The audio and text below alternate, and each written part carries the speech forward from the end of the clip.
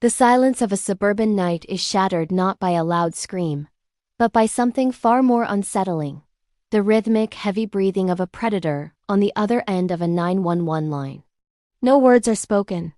Just the haunting sound of floorboards creaking under a calculated weight and a faint metallic scraping that vibrates through the receiver. 911, what is your emergency? The dispatcher asks. Her voice is steady, a professional mask, but beneath it lies a growing sense of dread. There is no reply. Only the sound of a life being hunted in the dark. Suddenly, a muffled thud echoes, followed by a frantic, barely audible whisper that freezes the blood of everyone in the dispatch room.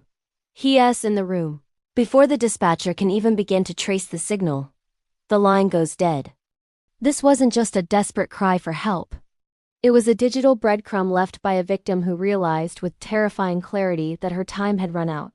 She inadvertently captured the exact moment a human being transformed into a monster, documenting her own tragedy in real time.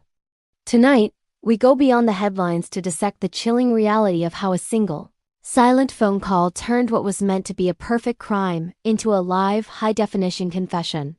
Welcome to Dark Case Files. The setting is Oak Creek Estates, a quiet, affluent neighborhood nestled in the heart of the Pacific Northwest.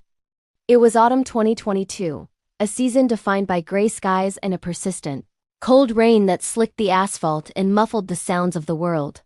In this community, residents paid a premium for the illusion of total safety gated entries, 24-hour patrols, and high-end security systems were the norm. Our victim, 28-year-old Elena Vance, was a rising star in the world of architectural design.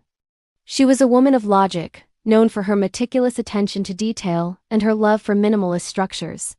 Her home was her sanctuary, a glass and timber masterpiece she had designed herself to be both beautiful and, as she believed, impenetrable. Elena lived alone, but she was never truly isolated. She was independent, sharp, and densely cautious. She had motion sensors, smart locks, and reinforced glass. However, as this case would eventually prove, even the most sophisticated security systems have one fatal flaw. They are designed to keep strangers out, not to protect you from the person you've already invited inside. The man standing in the shadows that night was Marcus Thorne. To the rest of the world, Marcus was a non-entity, a hard-working, polite, and utterly forgettable contractor who had spent 3 months working on Elena's kitchen renovation. He was the kind of person who blended into the background of a room like static on a television screen. But beneath that facade of blue-collar professionalism lay a dark, corrosive obsession that had been simmering for years. Marcus didn't just build Elena's house. He dismantled her life in his mind. He spent weeks studying the blueprints he had access to. He knew which floorboards groaned when stepped on.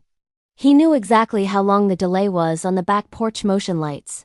He had essentially spent months living in the walls of her daily routine, waiting with predatory patience for the perfect atmospheric conditions to transition from a silent observer into an active participant in her nightmare. It began at precisely 11:42 p.m. on a Tuesday. Elena was in bed, the soft blue light of her tablet fading as she drifted toward sleep. Outside, the wind howled through the Douglas firs, providing the perfect acoustic camouflage for what was about to happen. Marcus didn't need to break a window or jemmy a door. He didn't need to use force. He simply used a duplicate key he had secretly fashioned months prior. The heavy oak front door clicked open with agonizing slowness. Marcus stepped inside, his heart rate probably sinking with the slow, rhythmic ticking of the grandfather clock in the hallway. He moved with a predator's calculated grace, navigating the pitch-black living room by muscle memory alone. Upstairs, Elena stirred. She wasn't sure what had woken her, but a primal instinct screamed that she was no longer alone. A single floorboard had groaned, the one near the top of the stairs she had always promised herself she would fix. In that moment of pure, paralyzing terror, she didn't scream. She knew a scream would only bring him to her faster. Instead, she reached for her phone with trembling fingers. She didn't call a friend. She dialed 911 and tucked the phone face down under her pillow, leaving the line wide open. What follows on that 911 recording is 7 minutes of the most harrowing audio ever entered into evidence in a court of law. You can hear Marcus's heavy boots moving across the carpet, the sound of his controlled, almost rhythmic breathing. The bedroom door creaks, a slow, agonizing sound that feels like a physical blow. Elena's breath hitches. You can hear her trying to swallow her own fear. Then a man's voice, chillingly calm and devoid of any emotion, whispers into the dark. I knew you were awake, Elena. The sounds that followed were chaotic and violent, the rustle of sheets, a brief, desperate struggle, the sound of the phone being kicked across the hardwood floor, and then, a sudden, heavy silence that felt more violent than the noise. Marcus had no idea the line was still active. He thought he was alone with his work. For the next several minutes, the recording captured the mundane sounds of a killer cleaning up. It captured the dragging of a heavy weight, the unmistakable crinkle of plastic sheeting, and Marcus's own muttered frustrations as he struggled with the logistics of his crime. He was meticulous, or so he thought, erasing his physical presence while every breath and every movement was being timestamped and recorded by a horrified dispatcher 10 miles away. When the first patrol car pulled into the driveway just 12 minutes later, Marcus was in the kitchen, wiping down a counter he hadn't even touched, driven by an obsessive need for order. The body camera footage from the responding officers shows him looking through the window, his face a mask of genuine confusion. He hadn't tripped an alarm. He hadn't broken a lock. He hadn't left a single living witness, or so he believed. The investigation that followed was a masterclass in modern forensics, but it all centered on that one phone call. Detectives found the smartphone wedged behind a baseboard, the battery nearly dead but the connection still technically active. Forensic audio experts spent weeks isolating the sounds.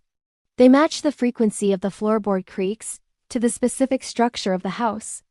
They used voice profiling to confirm the muttered curses belonged to Thorne. But the definitive smoking gun was almost poetic. Marcus's own phone had received a spam text message during the struggle, and that unique, high-pitched chime was captured perfectly on the 911 recording, synced exactly with the time Marcus was seen on a neighbor's Ring camera. During the trial, the atmosphere was suffocating. The courtroom was dead silent as the prosecution played the full 7-minute recording. The jury didn't need DNA evidence or a confession. They were listening to a live broadcast of a murder and the subsequent attempt to hide it.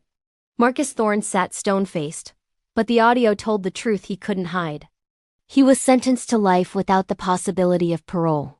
Yet, despite the conviction, the case left a permanent scar on the community. It shattered the myth of the safe neighborhood and raised a terrifying question that lingers in the minds of everyone who hears the tape.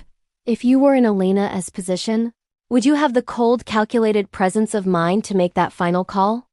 Or is there someone in your life right now, a neighbor, a contractor, a friend, who already knows the layout of your home and the rhythm of your life better than you do? This story is a haunting reminder that the shadows aren't always outside the house. Sometimes they are the very people we trust enough to let through the front door. It shows us that in the digital age, a killer can be caught not just by what they leave behind, but by what they fail to silence. What do you think was the fatal mistake Marcus Thorne made? Was it his overconfidence in his own plan, or the sheer arrogance of believing he could control every variable? Let us know your theories in the comments below. If this deep dive into the darker side of human nature and the chilling power of technology gripped you, please hit the like button and subscribe to Dark Case Files. We bring you the stories that the world tries to forget, narrated for those who want to understand the why behind the what. Turn on your notifications so you never miss a new case. Stay safe, stay vigilant, and always remember, sometimes, the silence on the other end of the line is the loudest warning of all.